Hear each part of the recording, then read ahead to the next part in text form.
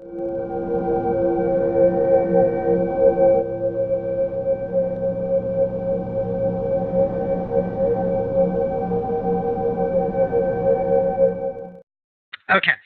so let's keep it rolling. I have a lot that I want to get into. I want to talk about the current astrology now, because it is so evocative. It is so transformative. I mean, the analogy of amplification. If you were to look at the astrology cosmic weather, say, okay, well, what would be the amplification right now? I would say it's a 10. I don't think it could possibly be any stronger than it is, and here's why. Is that we have the next exact Uranus-Pluto square just in a couple of days. I mean, they are super, super duper tight, and it's the fourth out of 7 exact hits of Uranus-Pluto. So 4 is the middle of 7 exact hits. So we're in the middle of the middle of the exactness of the Uranus-Pluto square. If you look at what's going on heliocentrically, the Uranus-Pluto square has its one and only exact hit because heliocentric, they're both going direct. So there is no retrograde, so there's only one exact hit. That's coming up in just a few days.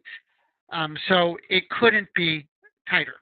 Now, combine that with eclipses, and eclipse seasons in general are huge times of breakdown and breakthrough and transformation that we'll get into a bit more in a minute. And then combine that with the fact that the eclipses are in Scorpio. Technically, the lunar eclipse you just had was Libra Aries, the full moon in Aries, but Aries is not a gentle sign anyway. And so the eclipses are in more of these edgier, more provocative, more conflict-oriented signs. Okay. Then the other thing we have going on is Saturn. I talked about in a previous show. Saturn is conjunct the North Node. It's in Scorpio, and this eclipse is conjunct Saturn. And Saturn is about maturation.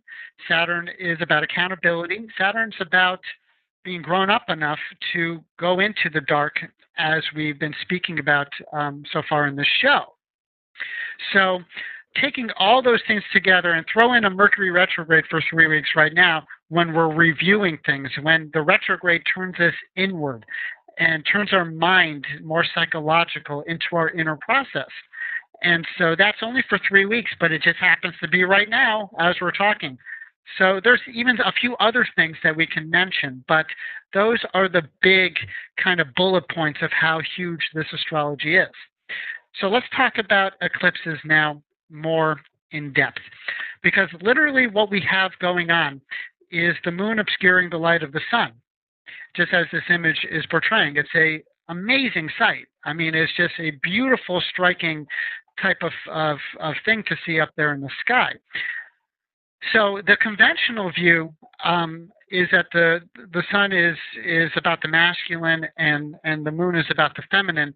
And therefore, with only that gender-oriented perspective, we don't get the full brunt of what's actually happening, because it really doesn't kind of translate too well into the major evolutionary program that's going on. With the spiritual view of the luminaries that I'm offering, we really get the full impact here, is that unconsciousness, which is the moon, is covering the awareness, the light of the sun, meaning spiritual realization, that we're recreating darkness. We're bringing darkness to where there used to be light. And therefore, unconsciously acting or reacting in ways from the shadow is the program here. We're all going to be doing it. It's just the way it's going to come out. We just by the nature of something unconscious, we don't even realize that we're doing it. And so playing this out is the season. And so the eclipse season, I think I mentioned this in the next slide. Okay, well, first I'll mention in Scorpio, I put up the bear. Just the contents from the shadow are coming up. to be released, but here's a little bit more on the parameters of it. Okay, so the exact moment of the eclipse is notable. It's symbolic, and things tend to happen around the actual eclipse.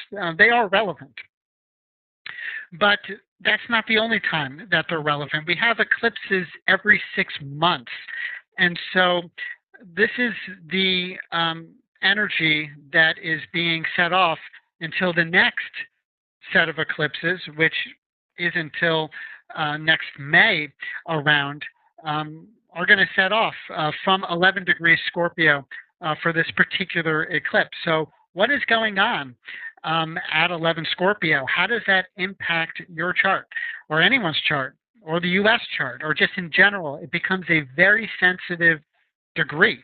And so this degree is hot and on until the next set of eclipses. And then even afterwards, you can look at sensitive degrees from years past, and you might even have an event in 15 years from now around 11 Scorpio that say, oh yeah, I remember back in 2013, I was going through blah, blah, blah. And so, so the way astrology works, it kind of leaves marks in like a track that goes around as the zodiac. And there's certain sensitive kind of degrees along this track. And so 11 Scorpio and around that is very significant. So how wide of an orb should we have? Well, great question. There is no one easy answer about that. I would encourage whole sign logic to some degree that if there's something going on in Scorpio, well, the entire archetype of Scorpio, how could it not be impacted? However, things become a lot more focused the tighter the numbers are to the degree. So somebody who is got their sun at 11 Scorpio is going to feel this a lot differently than someone perhaps at 29 Scorpio. However, the person at 29 Scorpio is still having an eclipse in their sign. And so all too often, a lot of astrologers want a lot of precision with orbs, with tightness. And my experience is that we really need to allow astrology to breathe because it isn't always about events. Much of the time, including eclipses, it has to do with process. It has to do with things that play out gradually over time. So the lunar cycle that the eclipse begins, meaning on November 3rd in a couple of days, this cycle in particular is when a whole month that is being launched from that degree point really plays out. And then subsequent new moons that are still in this eclipse season, so to speak, are going to add other dimensions. And so we'll have a new moon in Sag next time around. We'll have another dimension of what we're all processing through just in a Sagittarius direction, then Capricorn, etc. But the month itself that the eclipse begins is when things are more pronounced, when it's more heightened, when we have the lunar cycle beginning in that complete obscurity of awareness. And so what I suggest at the beginning of this cycle is to put out intentions that have to do with learning, that have to do with the willingness to receive the way life is going to unfold for you, because some really important things are going to come knocking at your door, and maybe some trick-or-treaters too. But some important things are going to be coming to your consciousness that you're ready to look at. And I say that we're ready to look at because I've come to believe that life meets us where we're ready, where we're at. Sometimes we think that we're not ready to look at something, but if it's happening in your life, this is the curriculum that your soul is actually co-creating with you. And so at this new moon, a solid, open intention to be with what's going to unfold. And check out where it is in the chart as well, and what aspects. And we're going to have a couple examples actually in a couple more minutes.